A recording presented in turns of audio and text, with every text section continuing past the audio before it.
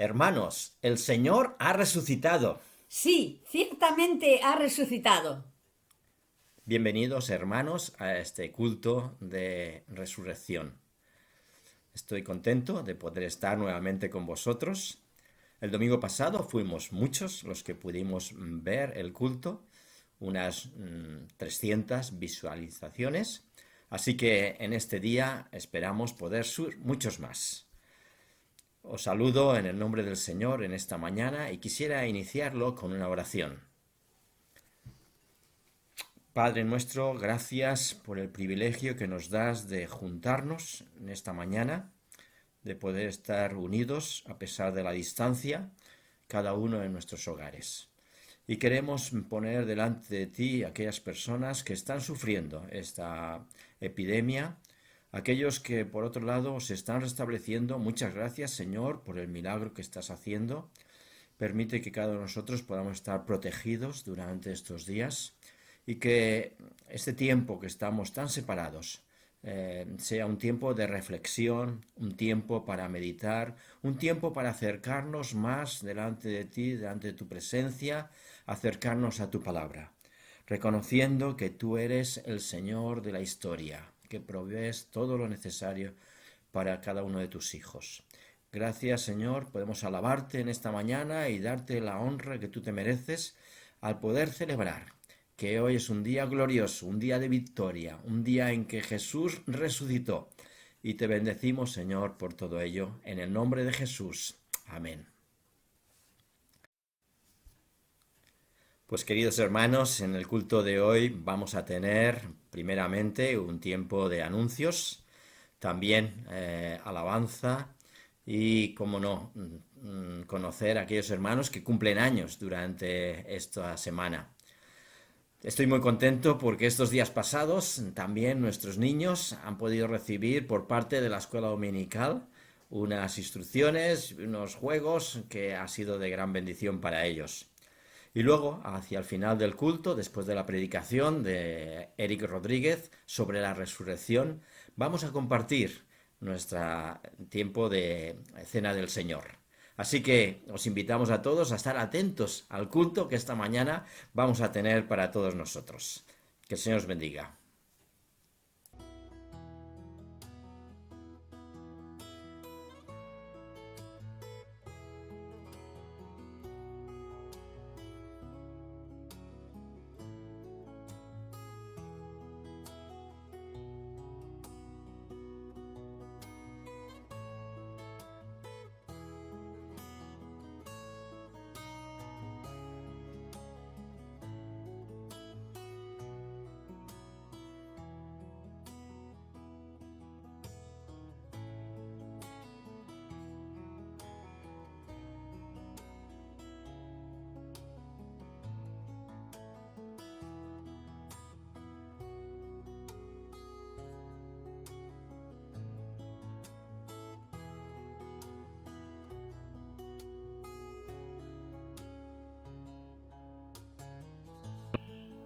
Hola, buenos días, bendiciones para todos.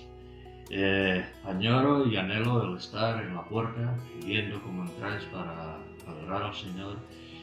Y bueno, en estos días nuestro pensamiento es cuándo nos podremos volver a reunir. Solo quisiera dejaros sobre el Salmo 84 hay una canción que dice así: Cuán amables son tus moradas, oh Dios de los ejércitos, Jehová. Anhela mi alma ardientemente, desea los atrios de Dios. Bendiciones. Buenos días. Os quiero dejar unos versículos deseando veros muy pronto. Y dicen así: Alzaré mis ojos a los montes. ¿De quién vendrá mi socorro? Mi socorro viene de Jehová, que hizo los cielos y la tierra. No dará tu pie a resbaladero, ni se dormirá el que te guarda. Por cierto, no se adormecerá, ni dormirá el que guarda a Israel. Jehová es tu guardador, Jehová es tu sombra a tu mano derecha. El sol no te fatigará de día, ni la luna de noche. Jehová te guardará de todo mal. Él guardará tu alma, Jehová guardará tu salida y tu entrada, desde ahora y para siempre. Que el Señor os bendiga. Nos vemos muy pronto. Humillaos pues bajo la poderosa mano de Dios, para que Él os exalte a su debido tiempo, echando toda vuestra ansiedad sobre Él, porque Él tiene cuidado de vosotros. Sed de espíritu sobrio, estad alerta, vuestro adversario, el diablo, anda al acecho como león rugiente buscando a quien devorar. Pero resistidle firmes en la fe, sabiendo que las mismas experiencias de sufrimiento se van cumpliendo en vuestros hermanos en todo el mundo, y después de que hayáis sufrido un poco de tiempo, el Dios de toda gracia, que os llamó a su gloria eterna en Cristo, Él mismo os perfeccionará, afirmará, fortalecerá y establecerá. A Él sea el dominio por los siglos de los siglos. Amén. Os quiero mucho, os echo de menos, sigamos orando unos por otros, que pronto pasará. Pues buen día y buen domingo, familia. Quiero compartir con vosotros el Salmo 91.1, que dice: el que habita al abrigo del Altísimo morará bajo la sombra del Omnipotente. Y en Juan 10:27-30, mis ovejas oyen mi voz, y yo las conozco y me siguen. Y yo les doy vida eterna y jamás perecerán, y nadie las arrebatará de mi mano. Mi Padre que me las dio es mayor que todos, y nadie las puede arrebatar de la mano del Padre. Abrigo, sombra protectora y vida eterna. En cualquier circunstancia, lo único que podemos hacer es adorar y alabar a Dios por su amor inmenso y compartir entre nosotros, aunque sea en la distancia, ese amor. Os echo mucho de menos. Feliz domingo de resurrección. Hola familia, buenos días. No olvidéis que no tenemos un Dios de confusión, tenemos un Dios de amor, un Dios de paz, que sobrepasa todo entendimiento. Y finalmente, ser todos de un mismo sentir, compasivos, amando fraternalmente, misericordiosos y amigables, no devolviendo mal por mal ni maldición por maldición, sino por el contrario, bendiciendo, sabiendo que fuiste llamado para que le dais bendición. Amén, hermano, gracias.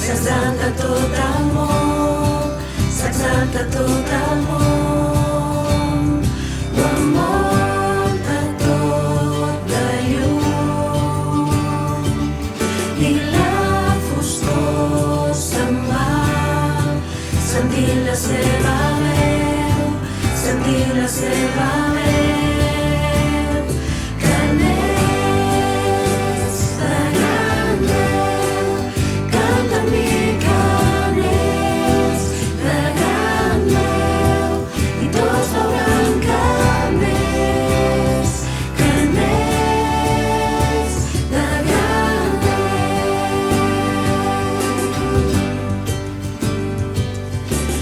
Andre,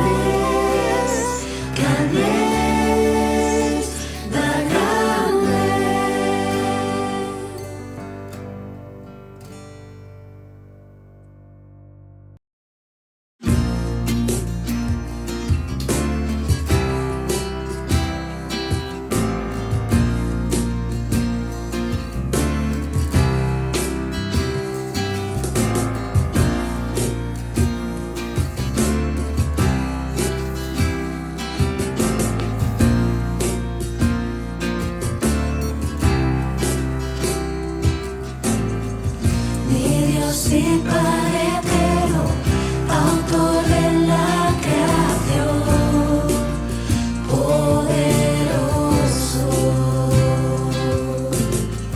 Tu Espíritu intervino, el Verbo se encarnó. Cristo, tú salvas. Creo en nuestro Dios el Padre y en su Hijo Cristo el Rey. Creo en el Espíritu Santo, Dios tres en uno es. Creo que resucitaste, que nos levantarás. Creo en el nombre de Jesucristo.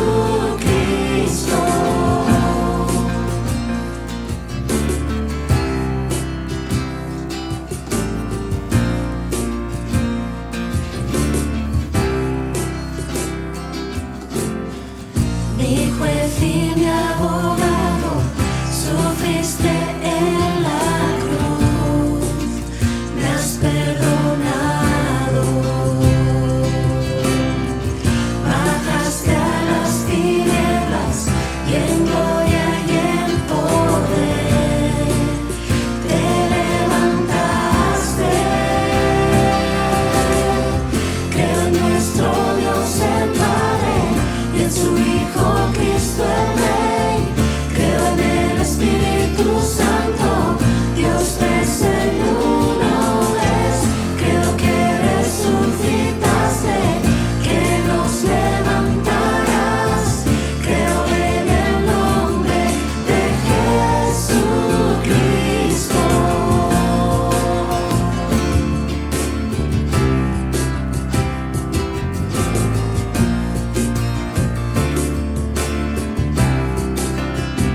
Creo en ti,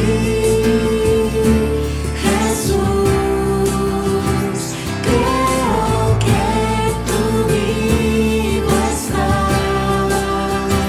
Creo que Jesús es el Señor.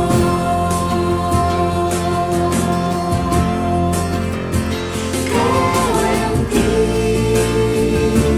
Jesús. Creo que tú vivo estás. Creo que Jesús es el Señor.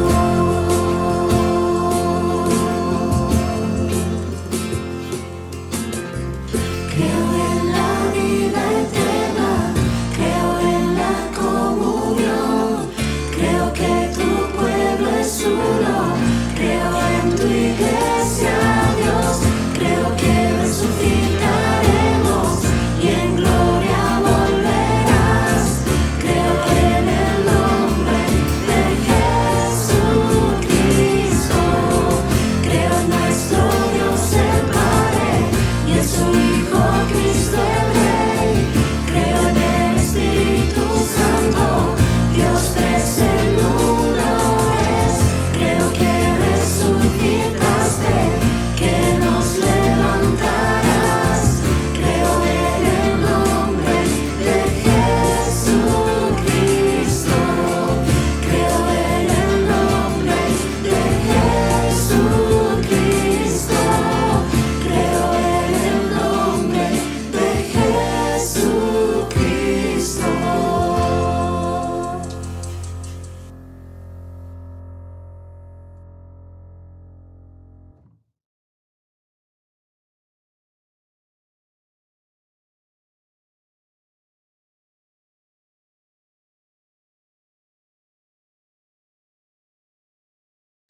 Al atardecer de aquel primer día de la semana, estando reunidos los discípulos a puerta cerrada por temor a los judíos, entró Jesús y poniéndose en medio de ellos los saludó. La paz sea con vosotros. Dicho esto, les mostró las manos y el costado. Al ver al Señor, los discípulos se alegraron. Acto seguido, sopló sobre ellos y les dijo: recibid el Espíritu Santo. quienes perdonéis sus pecados, les serán perdonados. A quien no se los perdones, no se les serán perdonados. La paz sea con vosotros, repitió Jesús. Como el Padre me envió a mí, así yo os envío a vosotros. Gracias por este día de hoy. Gracias porque has permitido que estemos juntos. Te queremos pedir que bendigas esta predicación. Amén. Jesús ha resucitado. Todo saldrá bien. Hoy celebramos la resurrección de Jesucristo, pero quizás son tiempos en que no parece muy apropiado celebrar algo. Hay gente sufriendo, hay gente muriendo, los hospitales están colapsados, la gente está sola y triste. ¿Realmente es tiempo de celebrar algo? Es verdad que la gente intenta mantenerse positiva, con esperanza. La frase "todo saldrá bien" inunda las redes, inunda los balcones. Pero ¿tenemos alguna garantía de que todo saldrá bien? ¿Podemos dejar atrás la tristeza y que se convierta en alegría? Hoy celebramos la resurrección, el evento más influyente de toda la historia. Imperios, culturas, ciencias, literatura, arte, todo quedó influenciado o transformado por la resurrección de Jesucristo. La historia fue cambiada para siempre en esa Pascua. Hoy hemos escuchado un pasaje donde vemos cómo Jesús está preparando a sus discípulos para cumplir con la misión que tenía para ellos, predicar el Evangelio. Y la resurrección de Jesús iba a transformar el mundo. Pero antes de llegar a eso, tenía que transformar primero a sus discípulos. En esta mañana nos vamos a centrar en los dos primeros versículos que hemos escuchado. Juan 20, versículos 19 y 20, donde vamos a ver cómo Jesús transforma el miedo de sus discípulos en alegría. Jesús transforma el miedo en alegría y lo hace a través de su resurrección. Y vamos a ir ahora al primer punto. El que ha resucitado busca al que está atemorizado. Leemos en el versículo 19 lo siguiente. Entonces, al atardecer de aquel día, el primero de la semana, y estando cerradas las puertas del lugar donde los discípulos se encontraban por miedo a los judíos, Jesús vino y se puso en medio de ellos. Bueno, ¿cómo hemos llegado a este punto? ¿Qué ha pasado hasta entonces? Jesús fue crucificado el viernes y fue sepultado en una tumba. Ahora nos encontramos en domingo y bien de mañana María Magdalena y algunas mujeres van a la tumba a ver, pues llevaban cosas para el cuerpo, para embalsamarlo mejor. Bueno, iban a ver qué podían hacer. Pero se encuentran al llegar a la tumba que no está el cuerpo. Avisan al resto de los discípulos, Pedro y Juan van a comprobarlo y ven realmente que no estaba el cuerpo. Lo primero que piensan es, bueno, alguien lo ha robado, lo han movido. Lo que acaba ocurriendo esa misma mañana es que sin esperarlo, algunos de los discípulos empiezan a tener encuentros con Jesús. Primero es María Magdalena y algunas mujeres, luego son los dos discípulos que iban de Jerusalén a Emaús y también sabemos que en algún momento Simón Pedro ha visto al Señor. Y después de estos encuentros llegamos a la tarde-noche del mismo domingo, donde vemos que los apóstoles, los discípulos, están reunidos en una casa. Allí encontramos a 10 de los apóstoles, Estaban todos menos Tomás, que era el más miedoso, el que más dudaba, y luego Judas, el traidor, que no sé por qué no se encontraba bien o algo y no pudo ir. También, aparte, habían otros discípulos de Jesús, como el mismo Cleofás, el que le había acompañado, y probablemente algunos más. Y como ya hemos dicho en este punto, algunos de los discípulos ya saben que Jesús está vivo, le han visto, han comido con él, le han podido tocar. Entonces, me surge una pregunta. ¿Por qué no lo están buscando? ¿Por qué están encerrados en una casa? Piénsalo de esta manera. Ahora imagínate que hace 2 días ha muerto un familiar muy querido. Estás triste, obviamente, pero de repente te llama un amigo muy cercano y te dice: oye, ¿no había muerto tal persona? Acabo de hablar con ella en la calle. Le he dado la mano incluso. Y mientras él te está diciendo, viene un vecino y te dice: escucha, acabo de ver a tal persona viva. ¿No había muerto? ¿Cómo es posible? ¿Qué harías tú? Pues lo lógico es: está aquí, está viva, está en ese barrio, pues saldrías a buscarle, ¿verdad? Y si fuerais 10 o 20 personas en casa, ¿no os organizaríais para dar vueltas por el barrio y encontrarlo? ¿Por qué los discípulos estaban encerrados en casa? ¿Por qué no estaban buscando a Jesús? ¿Qué se lo impedía? Pues el versículo 19 lo deja bien claro. Dice: y estando cerradas las puertas del lugar donde los discípulos se encontraban por miedo a los judíos. Era el miedo a los judíos lo que le hacía estar encerrados en una casa. Ahora, yo no sé si te podrás identificar con los discípulos en este punto. ¿Sabes tú lo que significa estar encerrado en casa sin poder salir por miedo a algo que hay ahí fuera? Bueno, quizá estos días sí que los puedes entender un poco mejor. Los discípulos se habían encerrado en casa por miedo a los judíos.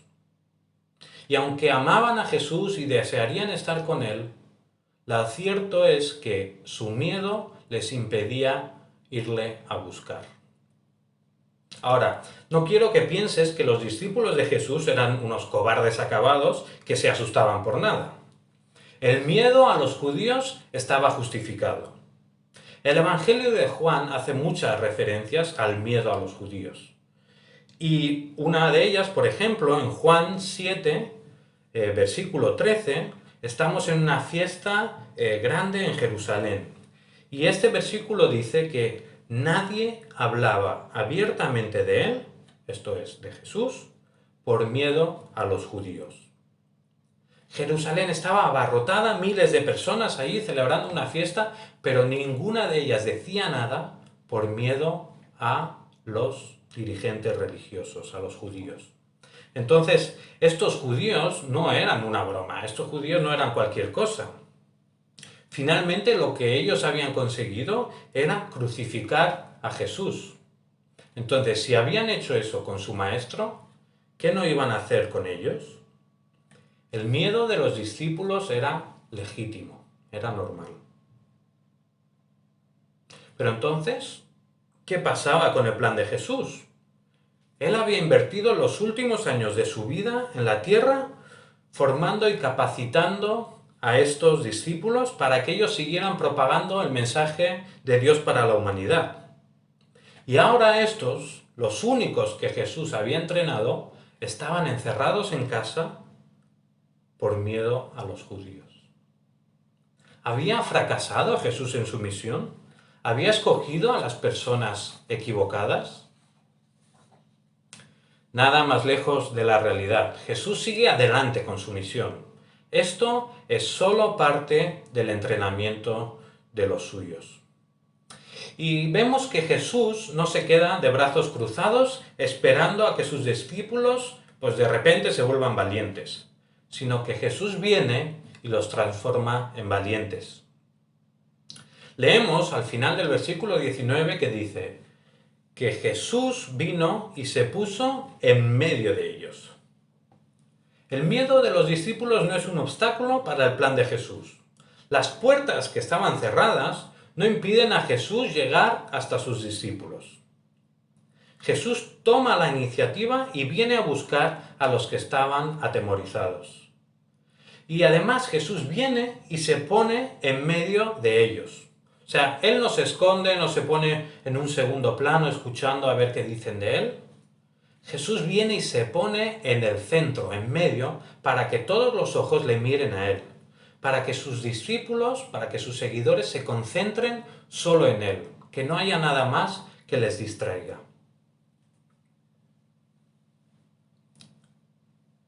¿Tienes tú miedo? En estas semanas de incertidumbre, ¿has sentido miedo en algún momento? Quizá has temido de coger el virus. Quizá has tenido miedo por tu propia vida. Quizá el miedo que has sentido no es por ti, sino es por tus hijos pequeños, es por tus amigos, es por tus familiares más mayores. Puede ser que el miedo que hayas sentido no es por la enfermedad en sí, sino por lo que va a venir después, la crisis, la pobreza. ¿De qué voy a vivir luego? ¿Quién va a pagar mi hipoteca y mi alquiler? ¿Voy a tener que cerrar mi negocio? ¿Voy a tener que despedir a mis trabajadores? Lo cierto es que el miedo se puede convertir en un enemigo poderoso. El miedo puede impedir que hagamos lo que debemos hacer. El miedo nos puede dejar paralizados y nos puede alejar de Dios. Pero lo que vemos aquí es que el miedo no puede alejar a Dios de ti. Y el miedo que puedes estar sintiendo estas semanas puede ser legítimo y normal. O sea, no tienes que sentirte culpable por sentir miedo. Los peligros son reales. Pero no permitas que el temor que estás sintiendo sea tu final de trayecto. Deja que este miedo sea solo un instrumento que Dios usa para que te acerques a Él y le conozcas mejor. Hemos visto que para el Jesús resucitado, tus miedos no son ningún obstáculo. Él no te abandona, Él no te deja. Él viene a buscarte y aunque te hayas encerrado en tus temores, Él puede venir a buscarte. Pero Él no solo viene a buscarte, sino que Él viene a ponerse en el centro de tu vida. Jesús no va a aceptar ser un complemento más de tu día a día. Jesús no va a aceptar ningún papel secundario en la historia de tu vida. Jesús viene a ser el centro de tu universo. Él viene a ser lo más importante en tu vida. Y no hay otro lugar posible para Jesús. El Jesús resucitado viene a buscar a los que están atemorizados. ¿Pero para qué?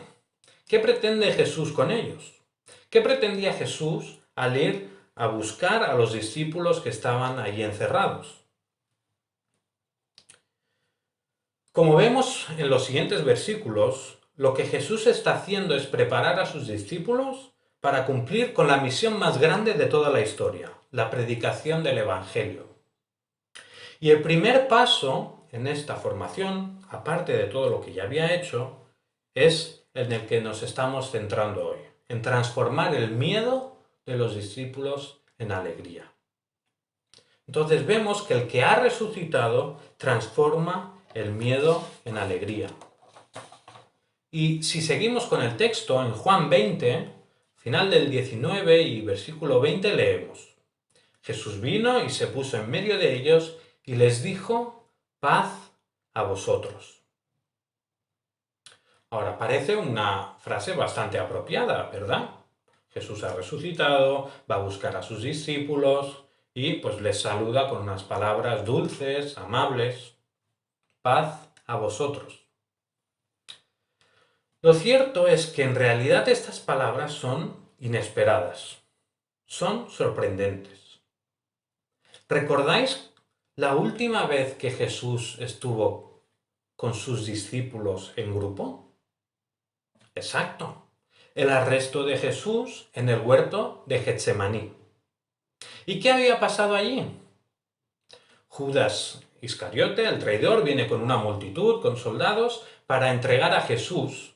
¿Y qué hacen sus discípulos? Salen volando.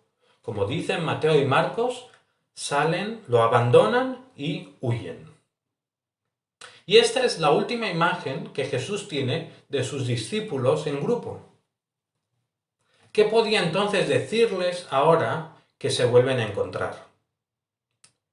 Quizá podría haberle recriminado un poco la cobardía o su abandono. Incluso podría haber sido un poco irónico y decir, bueno, hola Simón, Pedro, ¿cómo estás? Soy Jesús de Nazaret. Me presento porque es que he escuchado por ahí que no me conoces. ¿Y vosotros qué? ¿Qué pasó? ¿Por qué os fuisteis corriendo? ¿No decíais que ibais a morir por mí? Si hacía falta. ¿Dónde ibais tan deprisa? La verdad es que Jesús podría haber abroncado a sus discípulos, y eso habría sido justo. Pero sus primeras palabras hacia ellos son paz a vosotros. Jesús no viene con reproches, acusaciones. Jesús no viene con rencor, sino que Él viene a buscar a sus discípulos con amor. Paz a vosotros. Y qué alegría escuchar estas palabras de alguien a quien has traicionado. Qué alivio deberían sentir los discípulos al oír a Jesús deseándoles paz. ¿Pero fue eso lo que sintieron? Antes de ver la reacción de los discípulos a estas palabras, me gustaría que nos detuviéramos para fijarnos bien en lo que estas palabras significaban. Paz a vosotros.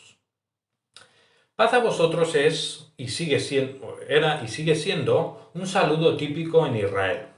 En hebreo se dice Shalom Alechem o algo así. El equivalente en nuestro idioma pues sería pues, que te vaya bien, que tengas un buen día, algo así por el estilo. Shalom es paz y se refiere a la plenitud física y espiritual, a la completa paz. También puede significar pues tranquilidad, protección, salud.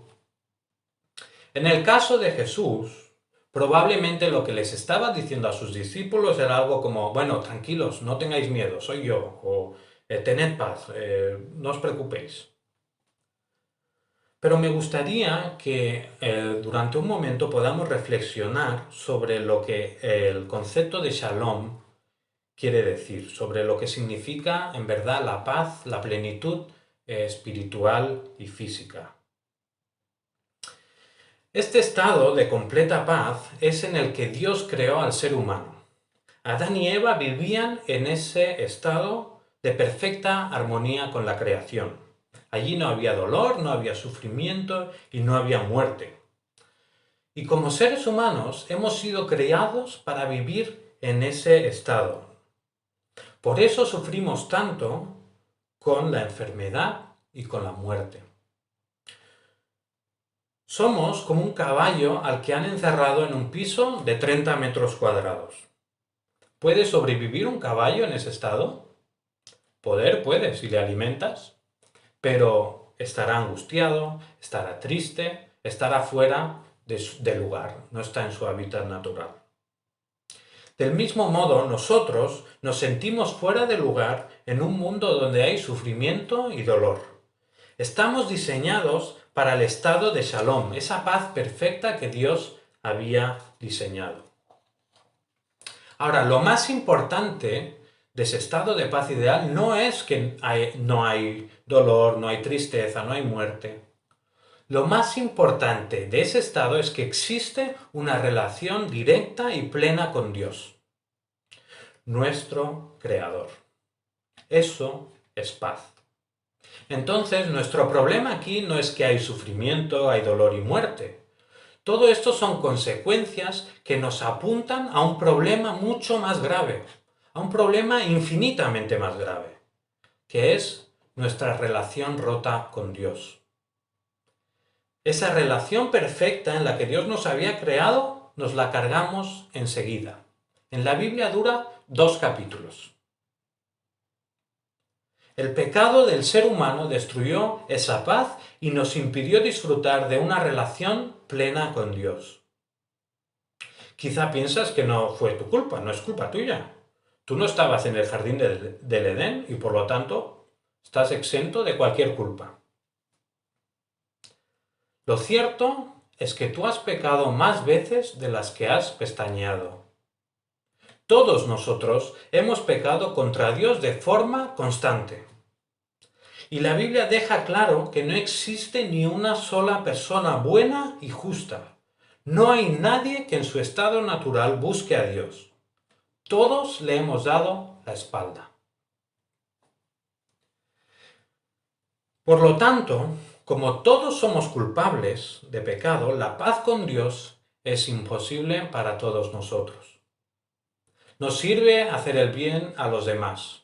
Nos sirve intentar portarse bien, seguir unas normas o cumplir con unos ritos religiosos. Todo eso es insuficiente.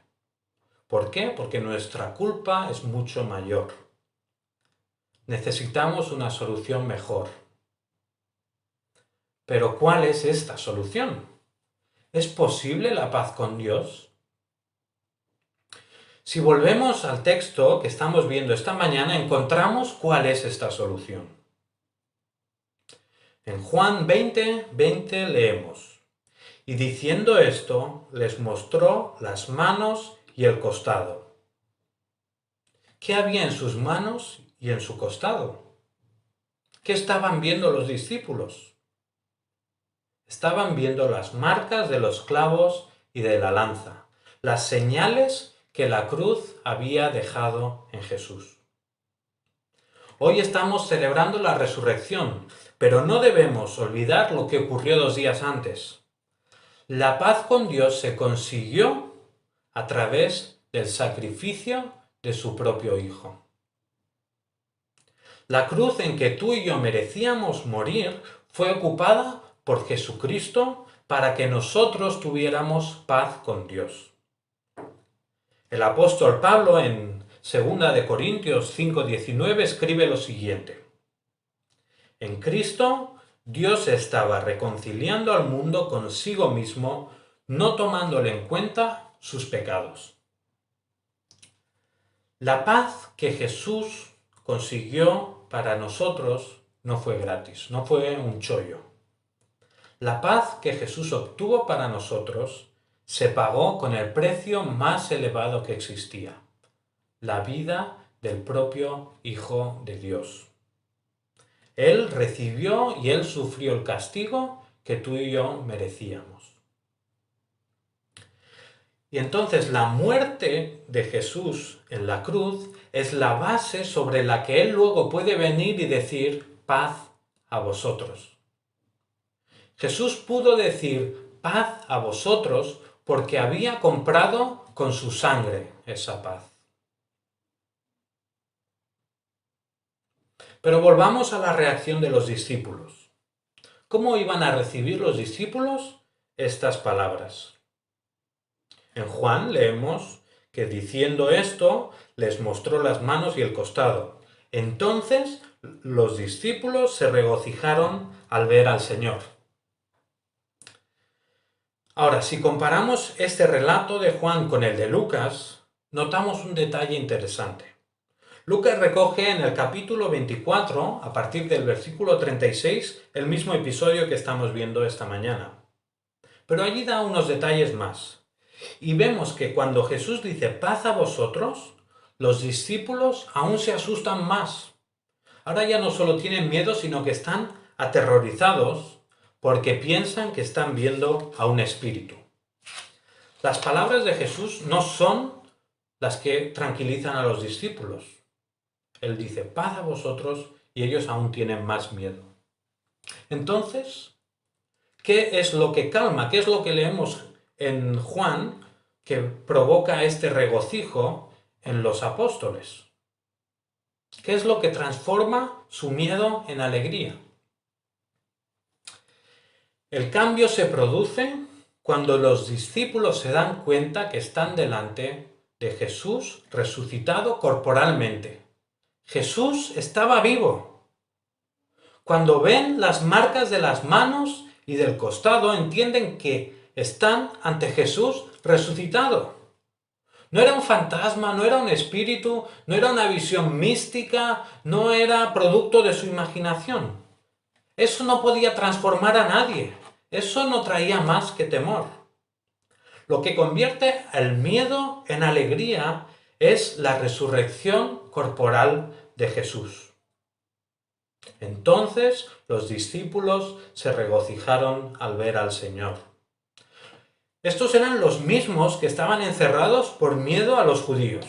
Eran los mismos que se asustaron al ver y escuchar a Jesús.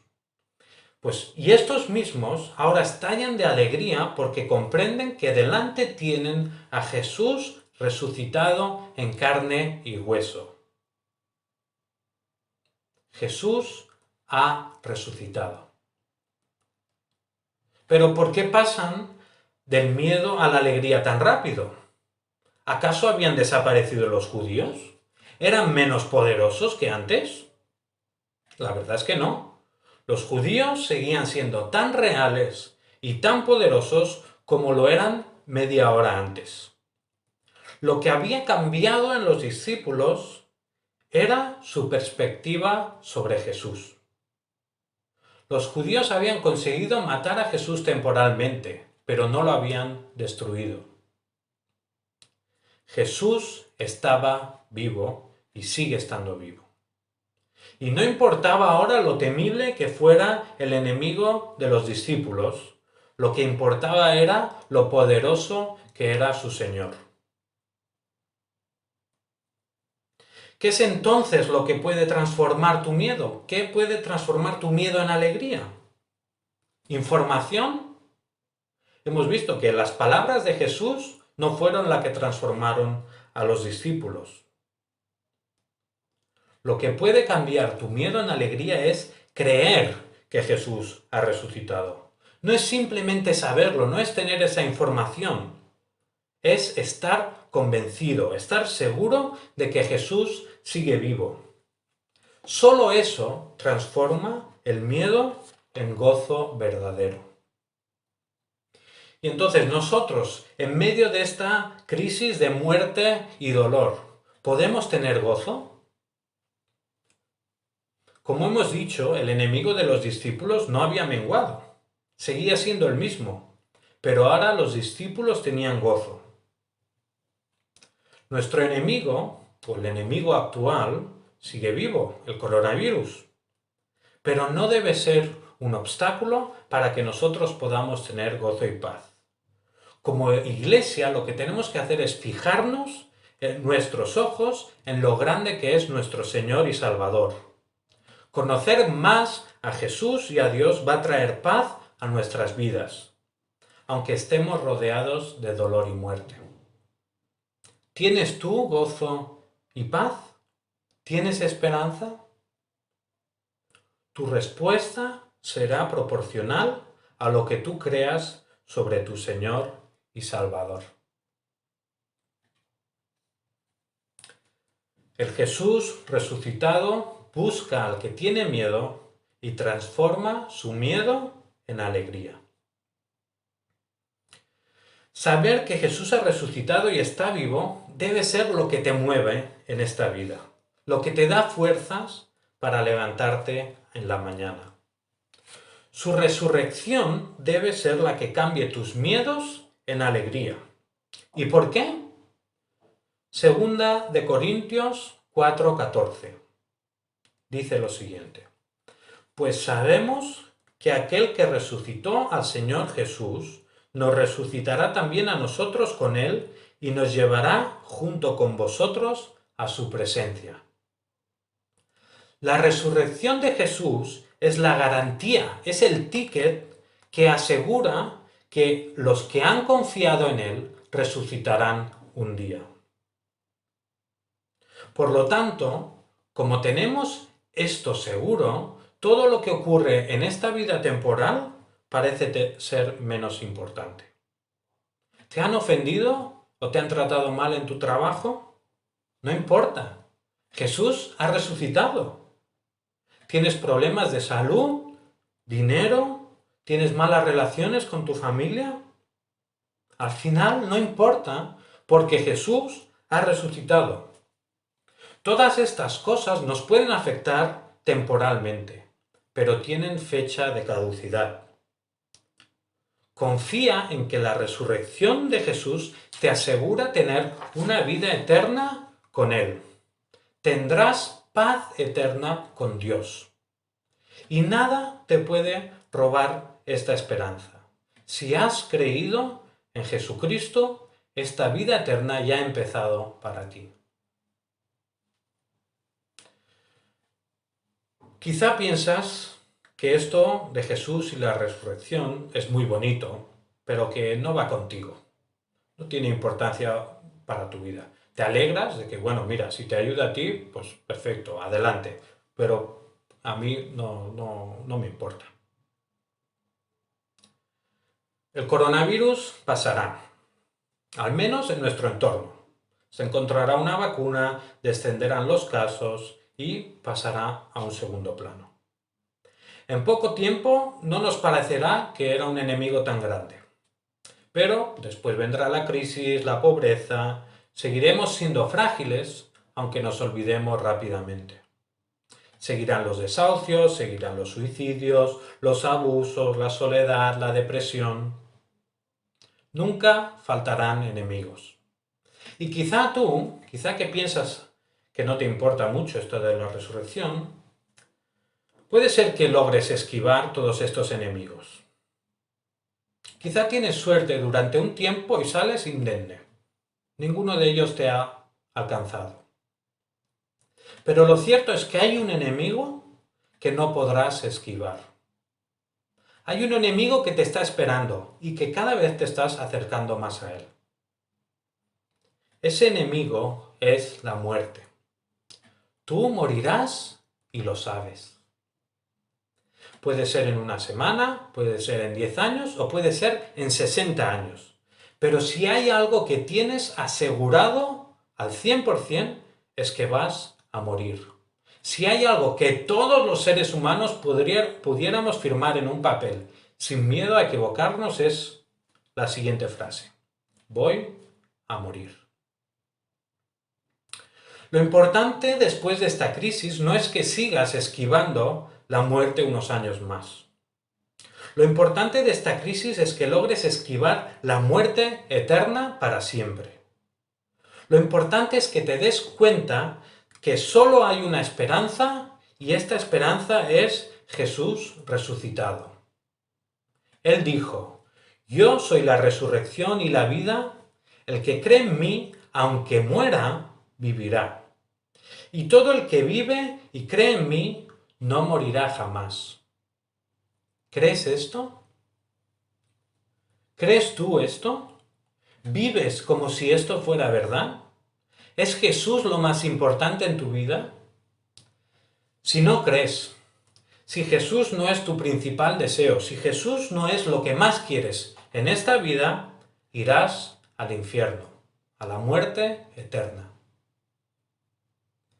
Pero, si has creído en Jesús, si Él es quien dirige tu vida, el centro de tu universo, entonces, aunque mueras, vivirás eternamente. Cree en el Señor Jesucristo y vive eternamente junto a Él. Nadie te ha amado más que Él. Nadie te ha amado más que Dios. Solo Él sería capaz de enviar a su propio Hijo a morir en una cruz por ti. Hoy celebramos que Jesús resucitó y que venció definitivamente al poder de la muerte y del pecado. Jesús triunfó ante nuestro mayor enemigo y es por eso que hoy tú y yo podemos tener esperanza. Tú y yo podemos tener la certeza de que todo irá bien. Solo la resurrección de Jesús es la base de nuestra esperanza, la que puede transformar nuestro temor en alegría. Y me gustaría acabar con unos versículos en 1 de Pedro, capítulo 1, versículos 3 y 4. Y dice así, y espero que esto pueda ser algo que vosotros sintáis en esta mañana y durante esta crisis. Primera de Pedro 1, 3, 4. Alabemos al Dios y Padre de nuestro Señor Jesucristo, que por su gran misericordia nos ha hecho nacer de nuevo por la resurrección de Jesucristo. Esto nos da una viva esperanza y hará que recibáis la herencia que Dios os tiene guardada en el cielo, la cual no se puede destruir, ni manchar, ni marchitar. Todo saldrá bien. Jesús ha resucitado.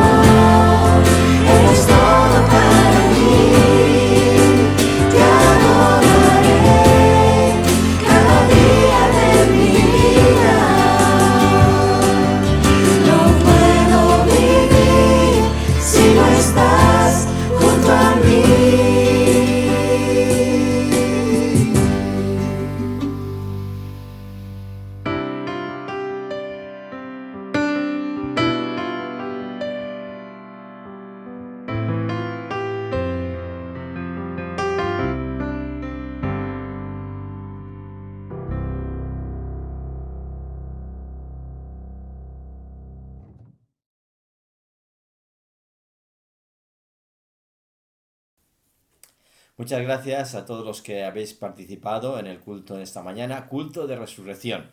Y os vuelvo a recordar, el Señor ha resucitado. Sí, ciertamente ha resucitado. Vamos ahora a tomar estos símbolos del pan y del vino. Cada uno desde vuestras casas podéis hacerlo igual que nosotros ahora. Así que buscamos la lectura que solemos tener cada domingo. Si os parece bien, está en 1 Corintios, capítulo 11, versículos del 23 en adelante. Porque yo recibí del Señor lo que también os he enseñado, que el Señor Jesús, la noche que fue entregado, tomó pan, y habiendo dado gracias, lo partió y dijo: tomad, comed, esto es mi cuerpo que por vosotros es entregado. Haced esto en memoria de mí. Asimismo tomó también la copa después de haber cenado, diciendo: esta copa es el nuevo pacto en mi sangre. Haced esto todas las veces que la bebáis en memoria de mí. Así pues, todas las veces que comáis este pan y bebéis esta copa, la muerte del Señor anunciáis hasta que Él venga. Y esta es nuestra esperanza, que el Señor resucitó y que un día podremos estar celebrando con Él esta cena del Señor.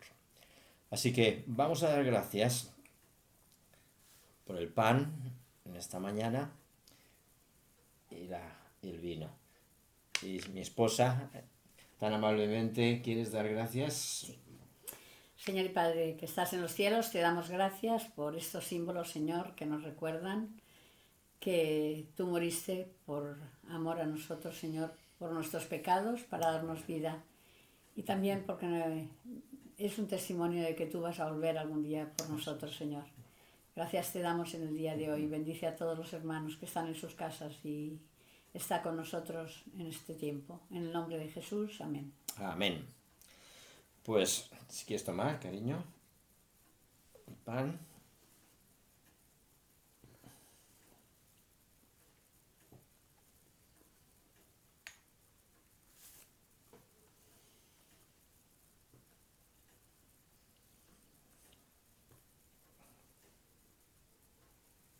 Y tomamos seguidamente de la copa del vino.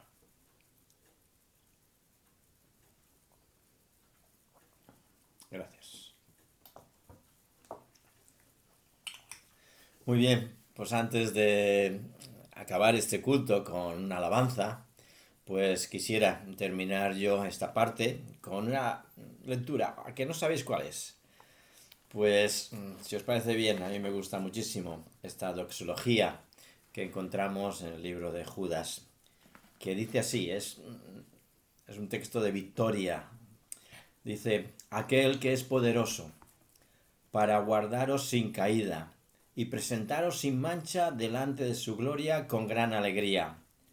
Al único y sabio Dios, nuestro Salvador, sea gloria, majestad, imperio, potencia, ahora y por todos los siglos. Amén. Amén. Que el Señor os bendiga.